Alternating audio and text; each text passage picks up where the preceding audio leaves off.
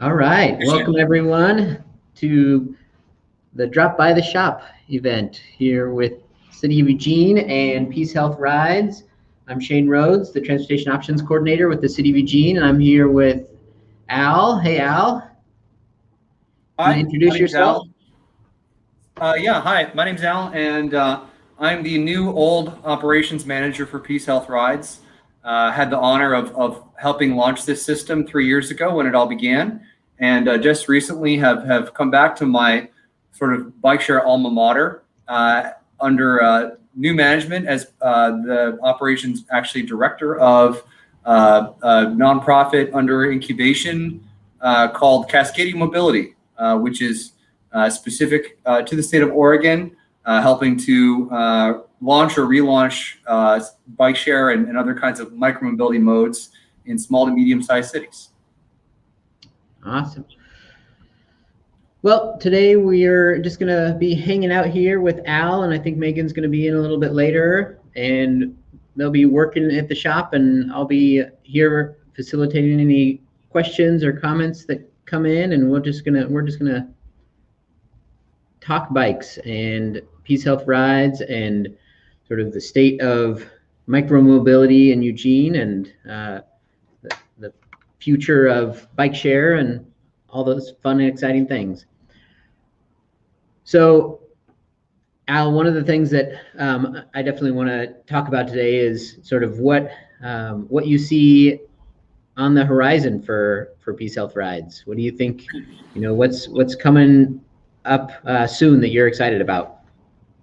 Well, as a nonprofit, we actually have some really unique opportunities that might have been challenging in the past when we were part of a much larger corporate org structure. There was a lot of upwards reporting that we had to do in order to move forward with different kinds of strategic opportunities. So in English, that means there's a lot of red tape and we couldn't do cool stuff as much. But yeah, now that we're this kind of little nimble operator, we can start all kinds of really fun different programming. One thing that I'm excited to rebuild is the idea of providing group passes. Presently, the City of Eugene is actually a group pass customer. Part of our revenue stream involves selling reduced fare packages to companies, groups, and organizations, much in the same way that University of Oregon students, faculty, and staff basically have prepaid bus passes at LTD. It's not actually free. The university pays LTD a lump sum to make sure that all of its community has access to those vehicles. And so we're really excited to broaden our reach and improve access while also kind of stabilizing some of our revenue streams by having programming similar to that. And we actually did this 3 years ago, but that ended up as org structures changed, not continuing, and we're really excited to bring it back. And so I'm curious, Hal, do you know of other bike share organizations that have the group pass that's going on? Because I know that that's something that we, as you mentioned, that we tried doing before, and are excited about doing again, because I do think it's an important tool. It's something that I love having as a City of Eugene employee, and I think it makes it so much easier for people to just have it as part of their employee benefits. And I'm just curious, are there other bike share companies that you've worked with? I know that you've had some experience beyond Eugene and bike share. So what have you seen out there? Well, there's kind of a gap in here in Eugene. Again, when we launched, Lindsay, our first general manager, did a really fantastic job of setting up, I think, about a dozen different group pass subscriptions for a number of local small and medium-sized businesses. But with the sort of recent wave of big tech in micromobility, that level of local involvement has kind of waned. At the same time, very, very large orgs, for example, Facebook, which is one of the platforms on which I think we're streaming right now, is really cool in that they have a campus that normally serves about 30,000, staff and support staff. And they actually have an on-campus bike share system right there for Facebook team members. So, at one scale, like big tech loves bike share, but at another, it is challenging. So I'm actually really excited to talk more with some of our friends who use similar hardware and software in Hamilton, Ontario, as well as potentially down in Long Beach, California, about how they've had success with programs like these, as well as just chat more with Lindsay and try to pick up where she left off. Yeah, great. Well, we've got Claire Roth, who is with Better Eugene Springfield Transportation, joining us on Facebook now, and she asks us what's next and where's next for expansion of PeaceHealth Rides service areas. That's a great question. I think, correct me if I'm wrong, have officially secured ODOT funding to increase the volume of the fleet from 300 to 350 bicycles. And once we've done that, we can expand the system area. The only reason we haven't before is that if we were to, broaden our geographical service area without increasing the number of bikes, we'd be basically literally spread thin, and it might be challenging for our customers to actually find bikes, in the right places at the right time. So with this influx of new hardware, we're really excited to potentially broaden our what's called geofence. Basically, it's the area of the map where users, are welcome to leave bikes at the very end of their trip. And at the same time, to potentially add a couple more of our, our special bike racks, which we call hubs. And yeah, sort of tease at the periphery of our service area. As to where those places wind up being, it's a really complicated scenario that has a lot to do, with where we're seeing a lot of usage already. There's actually a lot of places on the map where, folks are actually allowed to, in fact, invited to ride the bikes beyond the service area. And you can even lock it up, while you're running an errand or, enjoying a meal outside the area if you employ the hold function without incurring an out of service fee. And from folks taking advantage of this hold feature, we've actually seen the areas in which there seems to be already a lot of interest in usage beyond the service area.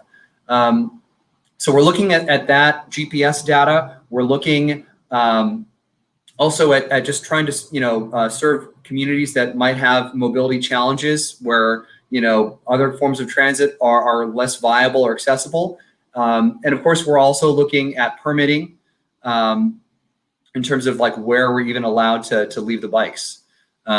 Shane's actually pulling up a really cool heat map that actually, Shane, can you speak to how this was generated?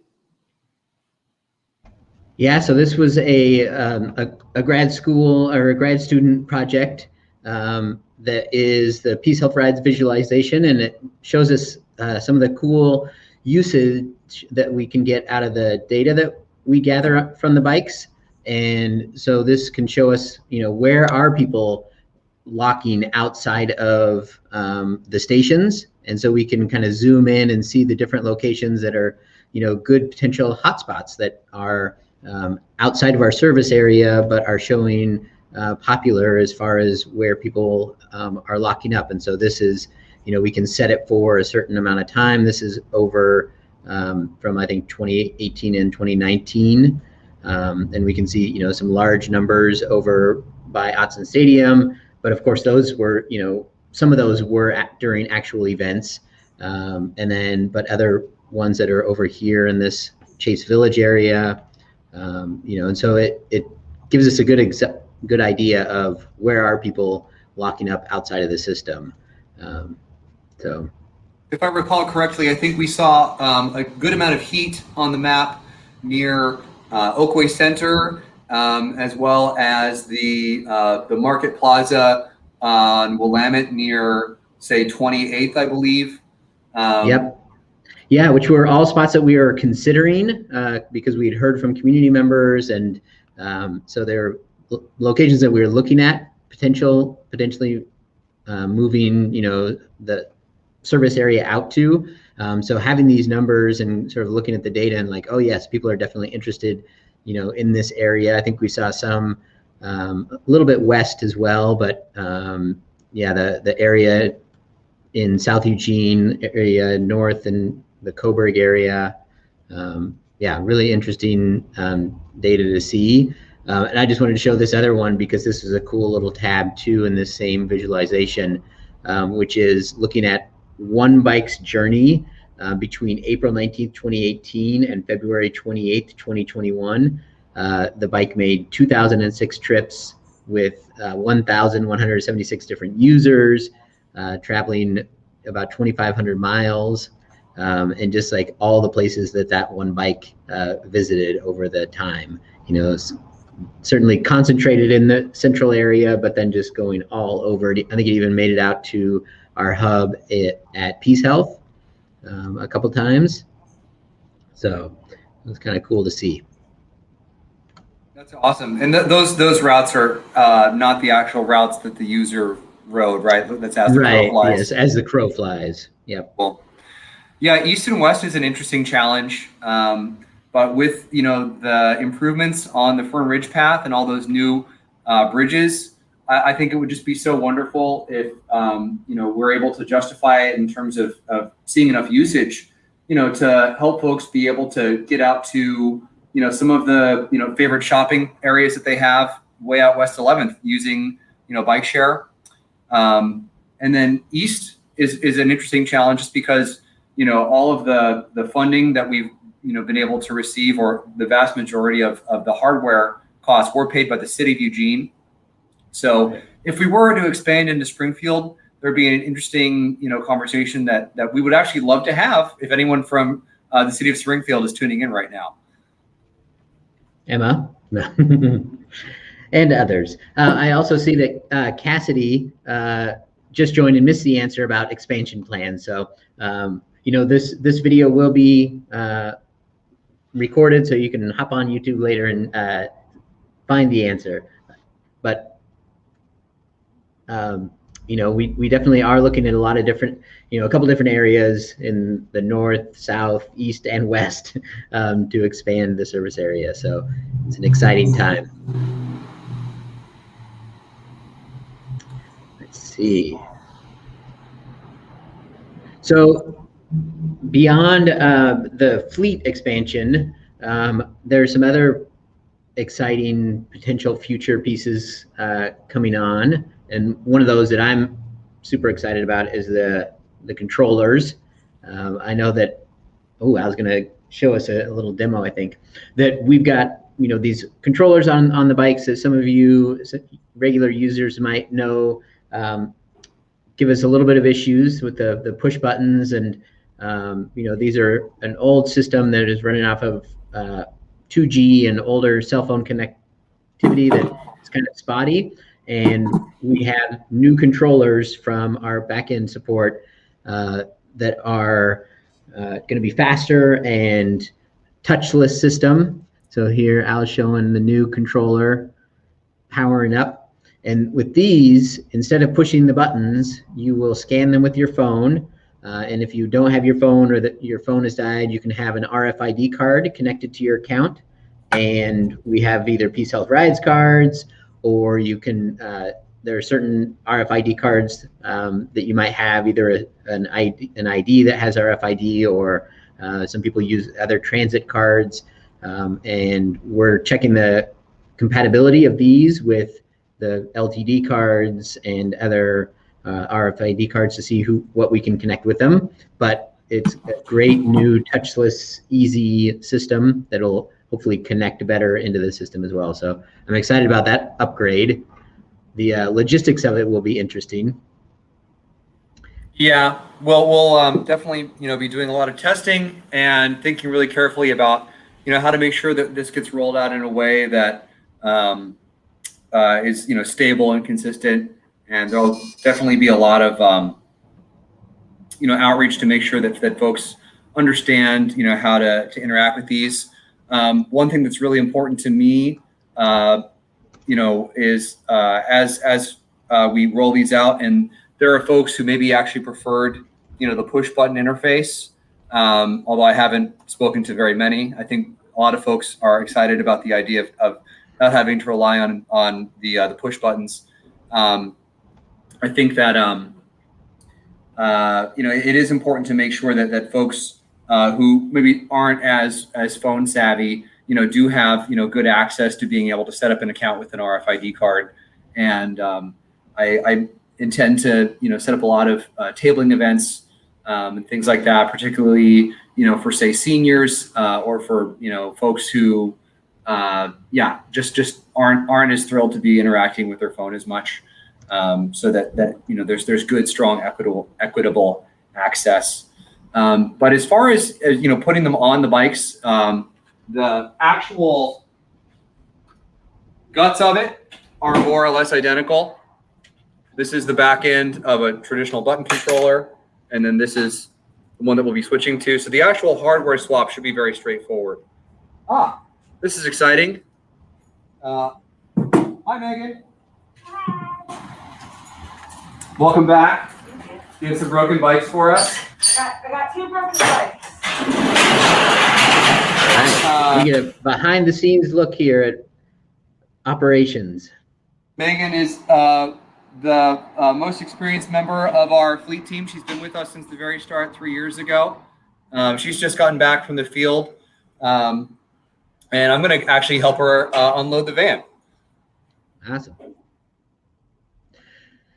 So I'll take this opportunity to remind folks that May is Bike Month, and there are a lot of great rides happening, and we're excited to partner with PeaceHealth Rides for those events. And so some of those events will have special discount codes for PeaceHealth Rides that you can try out the bikes. But then also we have some special Two Wheels and Tapas event that's happening as well, and I'll share some information about that in just a minute. Which one is this? That's the rear flat. Okay, rear flat.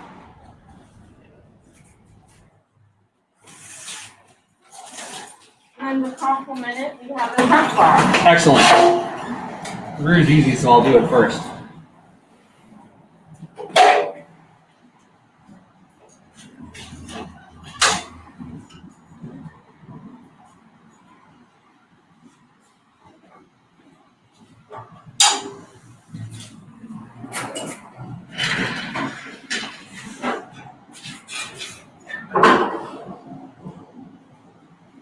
And then these are just going to go back out? Yep, so you can just put them on the padded flat. Okay.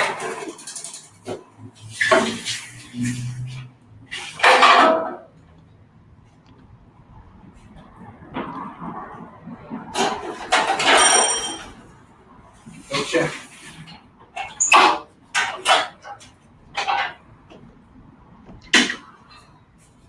So looks like we got more than a couple bikes back in. Yeah. So this one here, it's a real easy job. It's just a rear flat. Here at the shop, we have a bunch of proprietary tools that are designed specifically for our bikes. A lot of the fittings are non-standard in order to reduce the incidence of theft or vandalism. So I won't show you exactly how they're different from regular tools. But yeah, I might start in on this flat fix as we continue to answer questions. So how common are flats on the fleet bikes? Hey, that's a great question. Actually, we use German Schwalbe marathon tires. So out of the 300 bikes that get ridden on average 2 times a day, we see unless we do wind up with some kind of a vandalism event, maybe like I don't know, 4 flats a week. What would you say, Megan?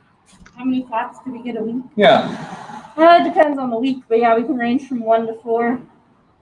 Yeah, it's very low incident. There have been all kinds of interesting attempts to reduce the flat tire with bike share, airless tires, things like that. but they really compromise the ride quality quite a bit, and there are kind of like hidden costs in terms of if the airless tires actually do incur some kind of damage, they're actually very, very challenging to replace. I've got a special cameo here. You want to introduce? This is Mochi. She is the bike share puppy. Hello. Hey, Mochi. She is moral support. Hello. Yeah, she's only 10 months old, but she can ride in any bike basket as brave as any other dog can. I actually was moving Megan's personal bike in the shop a few minutes ago, and Mochi like leapt up. She's like, "Where are we going? Let's go." Like, let's go. There's treats in there. Yeah. We might have to show off your bike basket that she rides in, because that's a pretty sweet ride she has. I do love it. I would love to show people about it because it's pretty much a miniature cargo bike that you can create out of any old 26-inch mountain bike, which is amazing. And I can grab it in a second, but is it okay if the garage is open? Can people hear fine? Or is it too bright? We do get a little bit more. Mute my camera. Right. If you want to go over and show your bike. Oh, yeah. It's time to show the people. Sounds good. Let's go show them how it works. We got another question here real quick from Josh Kaczynski from the University of Oregon. He says, is a flat the most common repair? What other maintenance do you do on a regular basis? I would say actually probably the most common thing that we do in terms of like an actual repair. There's a lot of preventative maintenance, obviously just putting air in the tires, making small adjustments to cable tension for brakes and shifting. I would say the most common actual repair.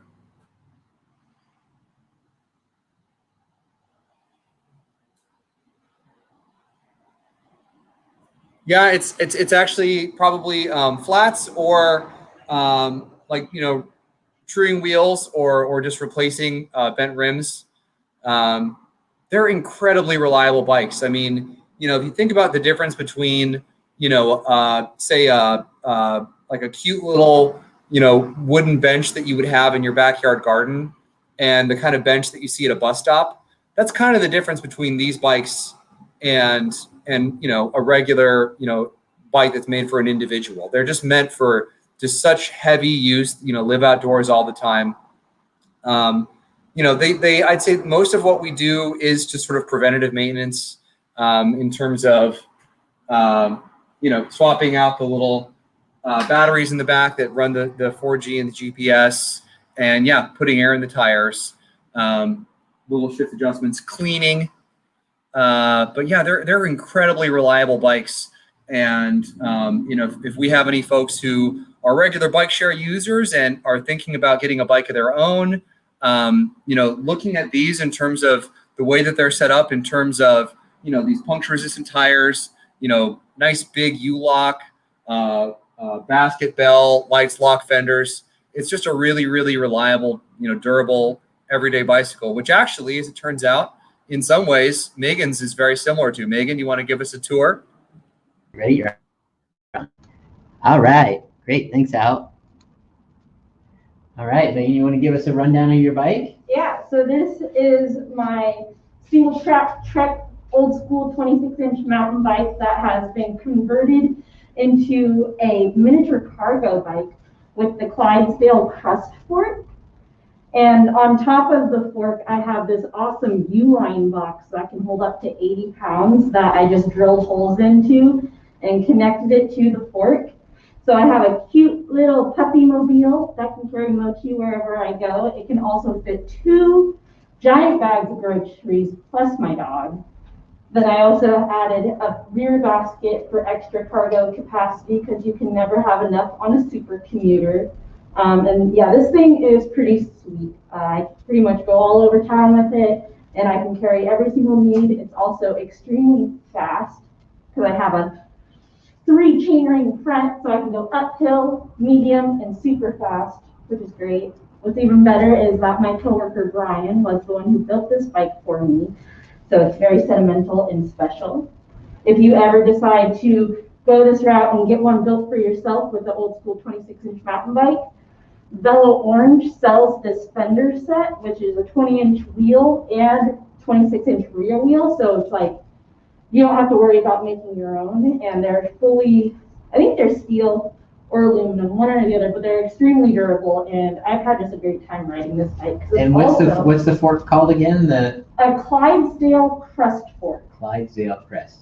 Yeah, and so they usually, I know Golden Pliers up in Portland, they have a connection with Crest, which is the company that makes these, and so you can get free shipping with them usually, and they're around like $300 and something, but it's totally worth it if you want to add like a miniature cargo bike to your setup, because yeah, it just changes what you're capable of, and it's awesome. Very cool. Maybe we should look at putting one on a PeaceHealth Rides bike just for fun sometime. That would be awesome. That's actually kind of our dream, is to make a bike share cargo bike, because honestly, once you figure out how to adapt having a cargo bike to your life, cars don't really need to exist at that point if you're living locally, shopping locally, and stuff like that. Right.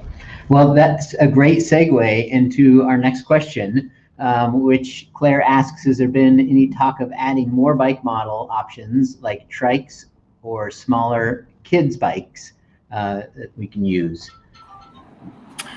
Well, that's a great question. Again, one of the really cool things about being, a smaller, nimbler org now is that, if we see the, potential to, actually recoup whatever costs are involved in, like a sort of a different offering, then, all we have to do to get it approved is basically ask ourselves. And so I think that the idea of, bringing in, a broader variety of share products is really cool. We already partner with what's it called over there on Hilliard and Hilliard Community Center. Thank you.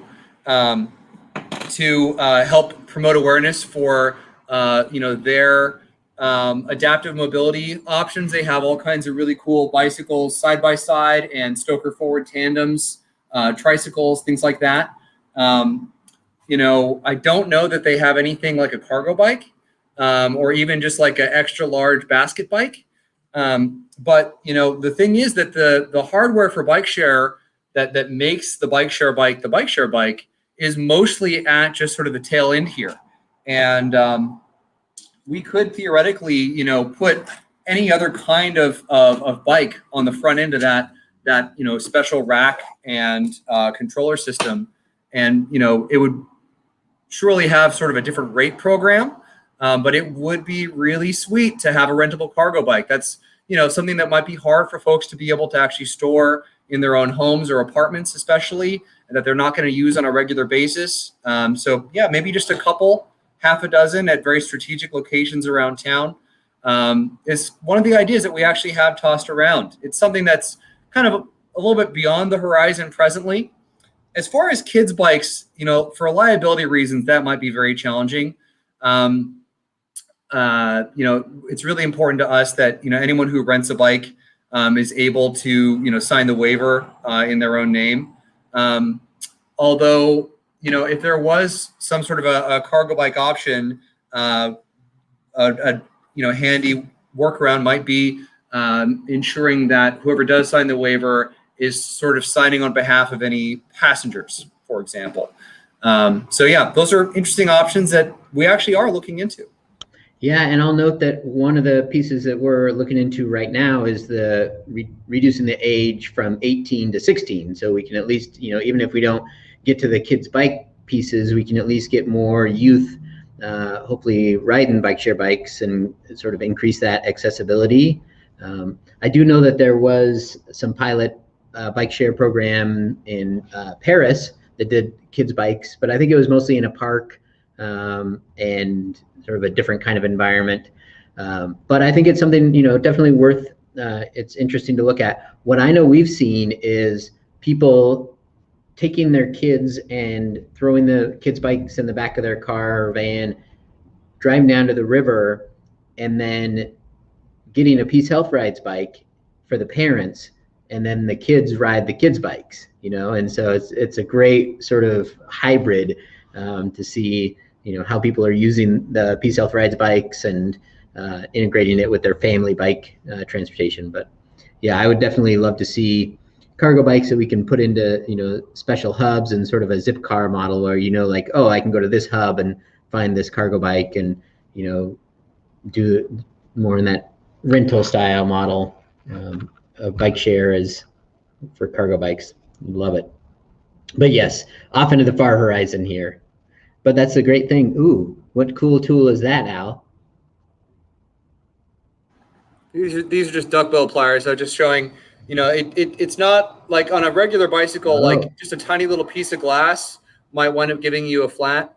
Whereas on these, it actually took like a full-size thumbtack to actually be enough to cause it for this one here. Also on the topic of tricycles, maybe I should show off the Radboro. Oh, that's a great idea. Yeah. While Al does that, I'm going to try and bring up a link here. I'm going to just highlight something. Let's see if I can get this on.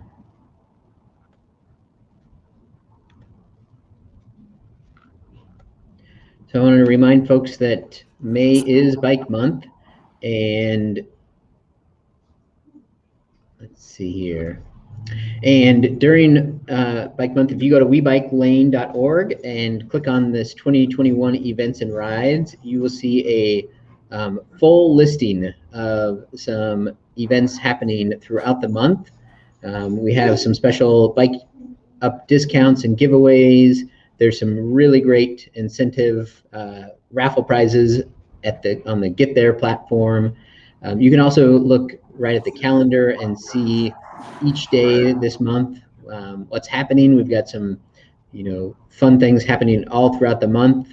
I know right now, besides our Drop by the Shop, there's a ride going on for U of O students. There's a afternoon right after this. AARP is putting on an event, and then tonight, the City of Eugene, we're hosting a Shift to E-Bikes, the second stream of e-bike events. So I encourage you to join in and get out on a ride, hop on a PeaceHealth Rides bike or your own, and join an event. You ready to show us a trike? Yeah. Sorry, I didn't mute while I was away from the camera, and hopefully the exposure will adjust properly. I'm just going to go ahead and Megan actually brought two bikes back to the shop that are in perfect working condition. They're just ready to be, moved to a better location. And in addition to our Dodge ProMaster, which is a great way to move a dozen bikes, all at once from A to B. Sometimes we kind of want to sprinkle them around more, or we want to collect bikes that have been sprinkled by our customers. And so a smaller, more nimble vehicle makes sense. And so we have the lovely Radboro Tricycle. We can actually load 3 bikes on the back of this machine. It has a pedal assist system, so any of our fleet team can easily operate it and get into tighter places, particularly say like dense residential areas or on campus. So I'm going to move this bike actually first, load it up onto our special rack on the back. These are actually adapted from a motor vehicle style rack. It's very secure. And yeah, it's really good for, if a bike is maybe, locked up somewhere in Alton Baker Park, that's difficult to get the van to, or if we're servicing Valley River Center and there's a lot of bridge traffic.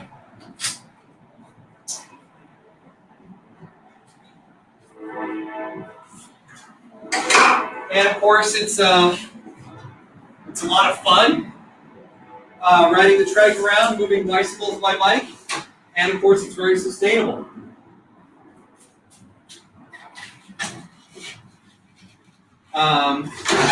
In addition to the trike, We've also actually got a 6 bicycle trailer that we can use to actually move even more bikes around by bike.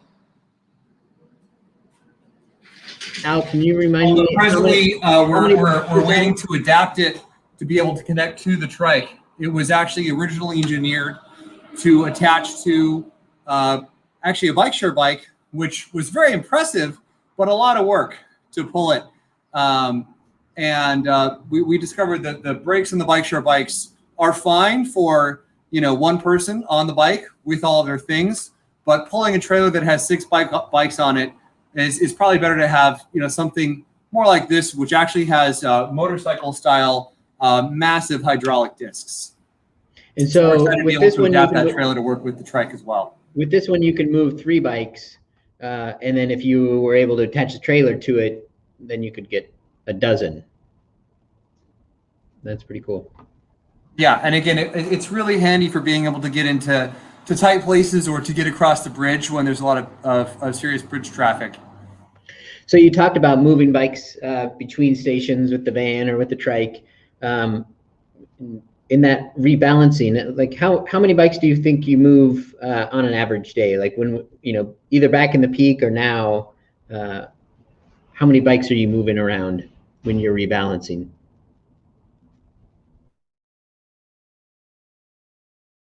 Sorry, I just rolled down the door to kind of get the light a little bit better and quiet things down.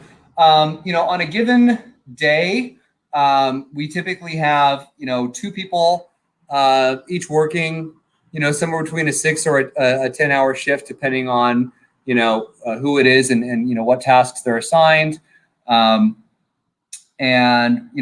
again we do some repair on the bikes, I would say the majority of what we do is preventative maintenance and just putting them where they ought to be when they ought to be there.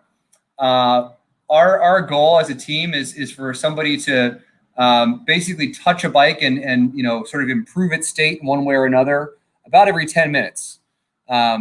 So if we have 2 people on for about 16 hours collectively, and then each of them is keeping up on that pace, we're talking about 6 per hour times 16 is 60, about 96 touches a day, which I would say probably about 3/4 of is moving or rebalancing. So I'd say that about somewhere around probably 50 to 75 bikes get relocated on a daily basis in order to make sure that that they're in the places where folks need them to be when they need them to be there.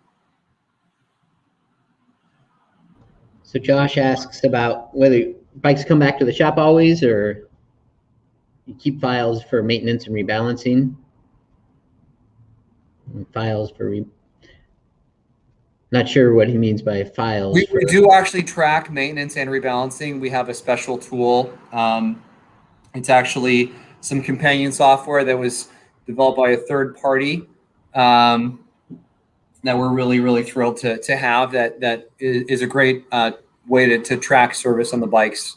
It's specifically developed for bike share, and it lives kind of as a plugin via a backend API to the software that we use to manage the bikes. Field maintenance and rebalancing. Yes. So we do some preventative maintenance in the field. Really small things. Again, airing tires up, cleaning the bikes off. Just making sure that bolts are torqued to specification. And again, small brake and shift adjustments. We have talked about doing like some basically if a part has to come off the bike in order to repair it, then that means we have to bring the part to it, which means that we have to predict which parts we're going to need. At the massive scale that I saw when I was working for other operations in, for example, Los Angeles and Seattle, where, they had thousands of bikes, that made a lot of sense. and especially because they had one shop and it could take a long time for a bike to get all the way back there. At the present scale at which we're operating, basically if a part needs to be replaced, it still makes more sense to just bring it back to the shop. But yeah, we do a lot of preventative maintenance in the field. Sweet. I want to, while we have a second here, I want to remind folks you can ask questions in the comments, and I also wanted to highlight something really quick that I'm excited about, is that we're doing one of our first of what we hope to be many curated rides. And this one that we're doing for Maya's Bike Month is a partnership between PeaceHealth Rides and the City of Eugene, and as well as other partners that have been involved with Maya's Bike Month. And this one is really fun. This is a ride you can do on your own at any time on a PeaceHealth Rides bike or on your own bike. We have these fun zines that were created by Megan, who you met earlier, and they highlight different restaurants in town. And I'll show you the final map here at the end, and then we'll come back.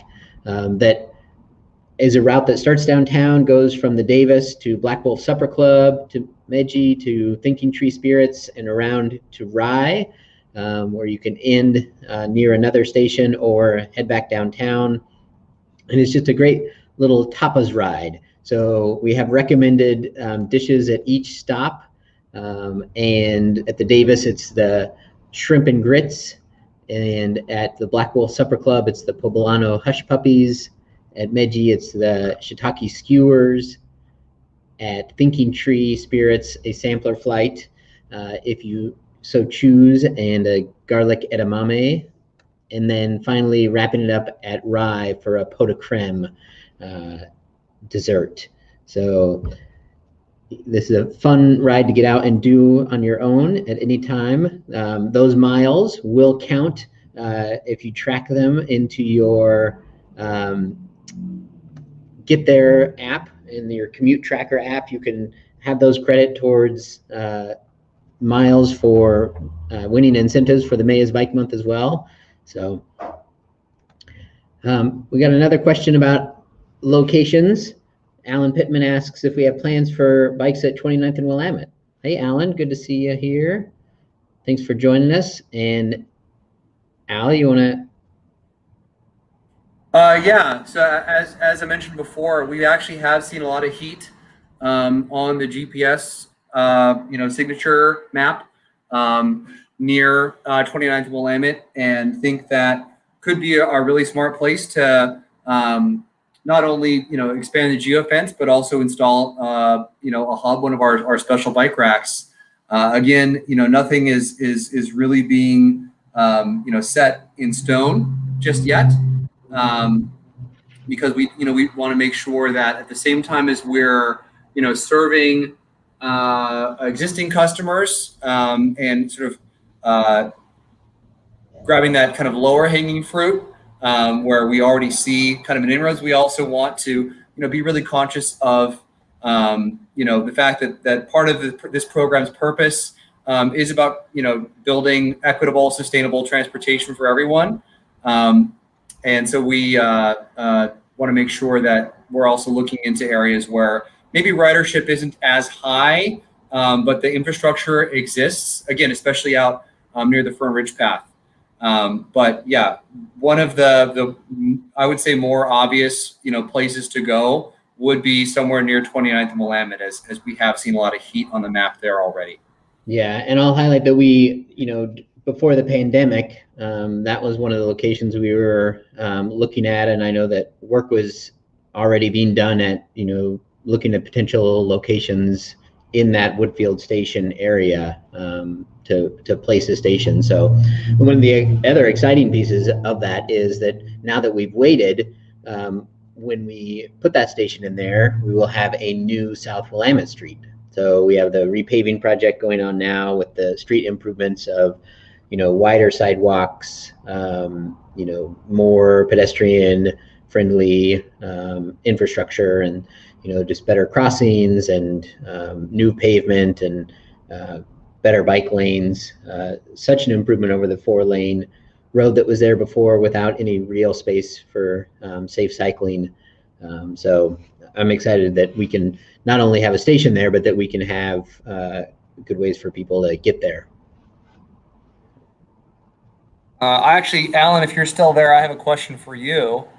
If we were to drop a station somewhere in that Woodfield Station Plaza, in front of which business would you prefer that it be? Good question. Let's see if we get an answer. I know that there's, there's a lot of, it would be interesting to see where, if we could zoom in, like where the bikes were actually parked when they were there. I know that there was certainly some near Market Choice, but I think also, up front, sort of right along Willamette Street too, because it's, you can get to a lot of different businesses there. Yeah, Alan says by the grocery store. Yeah, I think a lot of people use it as their shopping spot. So I know there's a good amount of space that we looked at near the the transit station there, right near the entry. And it's, the nice thing is that it's a pretty easy walk along the sort of wide sidewalk there from all the way to the back to the front. At least it's not all just dangerous parking lot to get through. Yeah, mixing another mode in with people walking and people driving in that rather large parking lot, might be more trouble than it's worth. And of course, having them up there on the, street means that, easier transition to other modes, as well as actually, selfishly, it's going to be easier for us to service the station if it's not deep in the parking lot.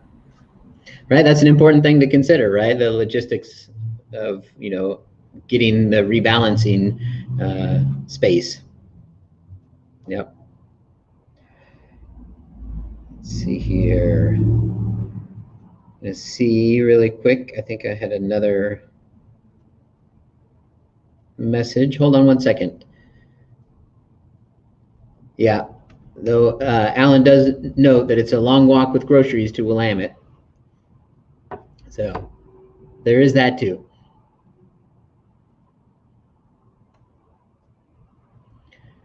Thanks for joining us, Alan.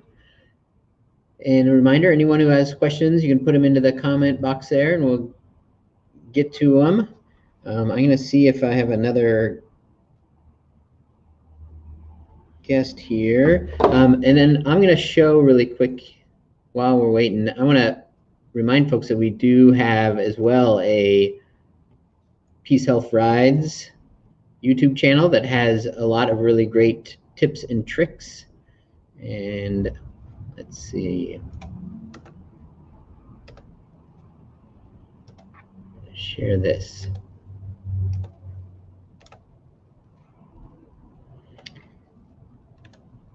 So Al, you have to let me know if the sound is playing on here. I don't think it is.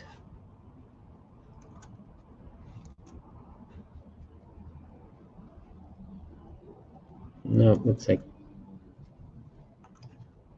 Oh, there's Lindsay. Let's try this again.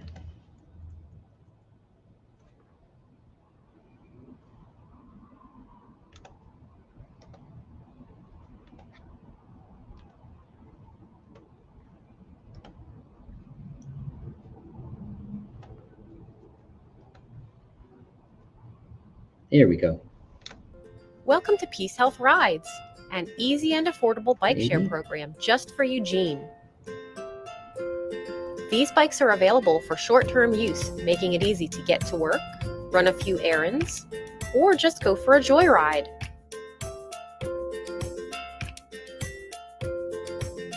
PeaceHealth Rides.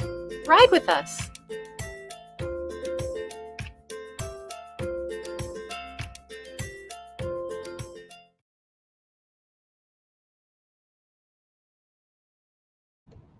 Well, I don't know if you all could hear that, but I certainly didn't.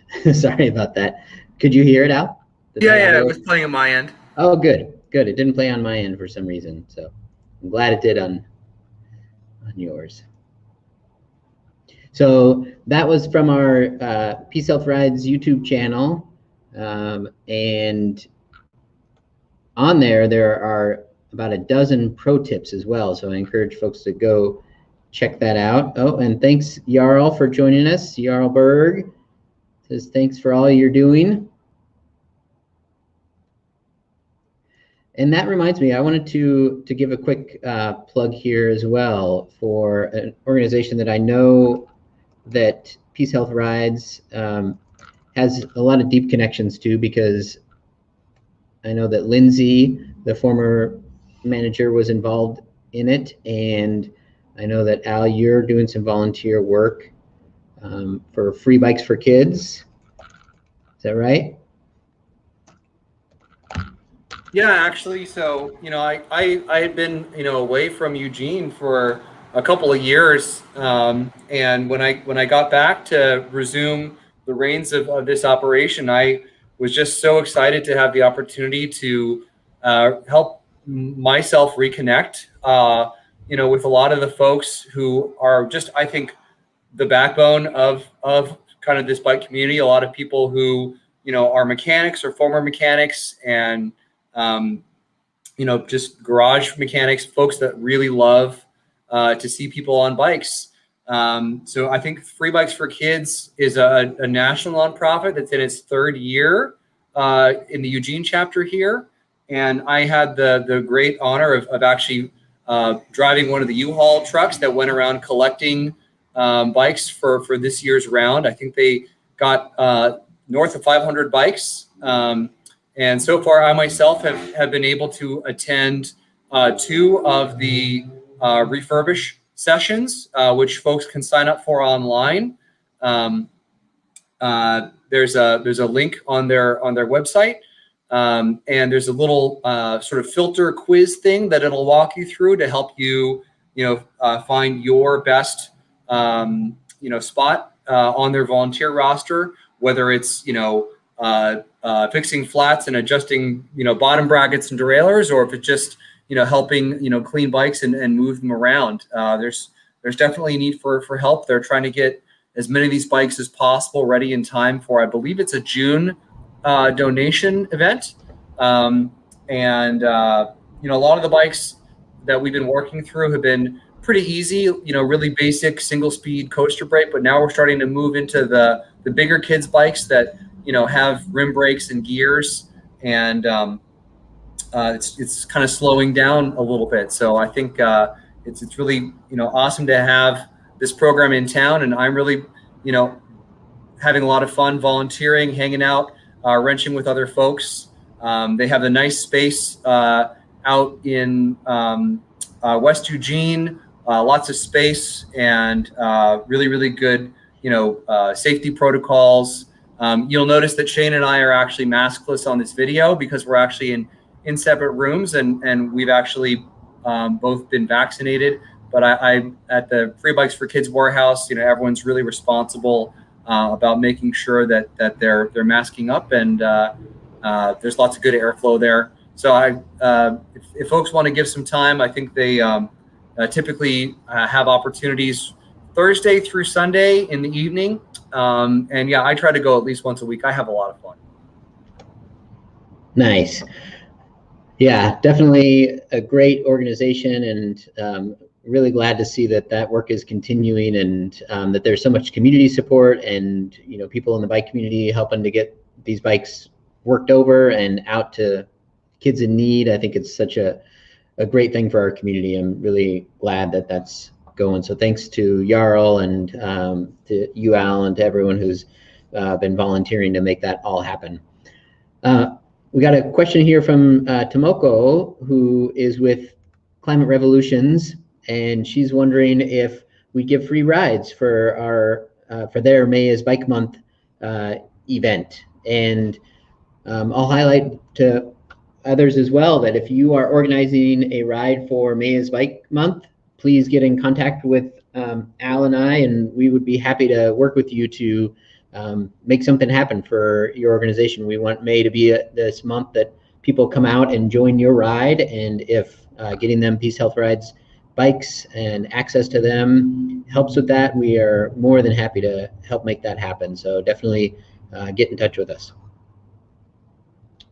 And then we also had a question from Jarl for you, Al, pretty important one. When is the Moonlight Mash happening again? Inquiring minds want to know. At the same time as I passed the reins of this bike share system, when I wound up skipping town a couple years ago, I handed off all of the kind of the administrative oversight to a young fellow named Dylan in town. And I believe if you send a message to the Moonlight Mash page on Facebook, Dylan will. There's a +1 there. Dylan will get it. And I think I might still be in some kind of a Google group or email thread where I think that he and some other folks have been talking about trying to mobilize in time for this next moon here in May. And I think they're excited to do it, but a little bit of direct encouragement never hurts. So yeah, definitely send a message through the Facebook page and the Instagram. Dylan, as well as my friends at the Cascadian Courier Collective, they actually are the ones that presently are the stewards of the Boombach Fiat's stereo system. I would love to attend the Moonlight Mash. Unfortunately, I just don't have the bandwidth to organize it anymore. Let's push for that to happen. I agree. Hear, hear. And just on that note, to Tomoko's piece too, that anyone who wants to organize a ride, I encourage you to go to to WeBikeLane.org and get your ride up onto the calendar to let other people know about it. We will cross-post it and promote it and share it and help get the word out about your event and anything we can do to help support. We want to see more of those community rides happening. Whether you're doing a themed ride around the Moonlight Mash or special costume ride or whatever, we want to encourage people to get out and organize a ride that gets people who don't normally ride interested, and encourage your friends to come out. And if they're not everyday riders, make some short fun ride that gets them out on their bike and helps them pull their bike out of the garage and pump up the tires and dust it off and get out there and experience all the fun and joy that we know that bicycling delivers. Speaking of delivery, Tomoko gives a shout out to the Cascadian Courier Collective, so we got to give them some major props too. And it looks like we're coming to our last couple minutes here, so if anyone else has some questions, get them in for Al and the fleet team. I think Megan's wrapping up here and heading out. Thanks everyone thanks Tomoko for joining us and leaving your comments. We love May is Bike Month too. May is Bike Month Lane County. So there's a Facebook page and links to WeBike Lane are in the comments here.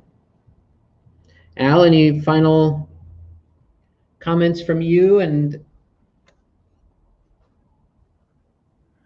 if you are thinking about organizing a publicly invited ride and posting it on the bike lane calendar, PeaceHealth Rides would love to help support with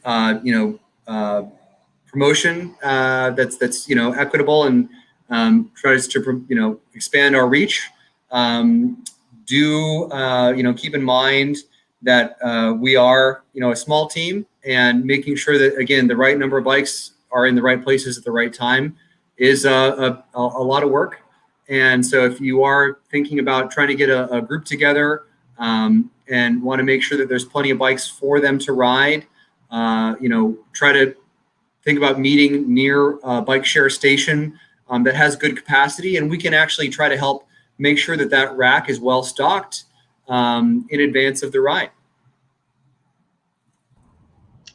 Great. And then I'm also going to just highlight really quick some of the other rides and events too, not just rides, but events that are coming up. Our next Drop by the Shop, or our next Tuesday event is going to be a Bike Basics online that we're doing in conjunction with Gears, the Greater Eugene Area Riders. And this is for anyone who wants to sort of overcome that first hurdle of getting comfortable, getting back on the bike. We're going to go over some of the bike basics around rules of the road, tips and tricks for enjoying your bike ride, fitting your bike, picking out a bike maybe that works for you, or using the PeaceHealth Rides bikes and making sure that it's working well for you and giving you some basic tips on how to ride around Eugene. So that's going to be next Tuesday from 12 to 1 will be our next drop-in session. And so encourage your friends who aren't regular riders to join us for that. And then I also wanted to highlight this other ride that's happening this weekend that is part of the Active Transportation Committee. It's the Ride and Seek Treasure Hunt bike ride. It's in the Bethel neighborhood. It's a family-friendly ride. They are doing from 2 to 3:30. They're meeting at Shasta Park and riding to Golden Gardens. Actually, I think it's Shasta Middle School, and riding to Golden Gardens Park, where they'll have a treasure hunt. It's about a 3-mile ride on neighborhood streets and the Jessen Path. So I'm really excited that ATC is organizing that ride. Lots of other really great rides for people to join in on, and I encourage you to get out and enjoy yourselves out on either a PeaceHealth Rides bike or your own. And thanks everyone for joining us. Thanks Al for being in the shop and joining us today. My pleasure. Thanks for tuning in, everyone.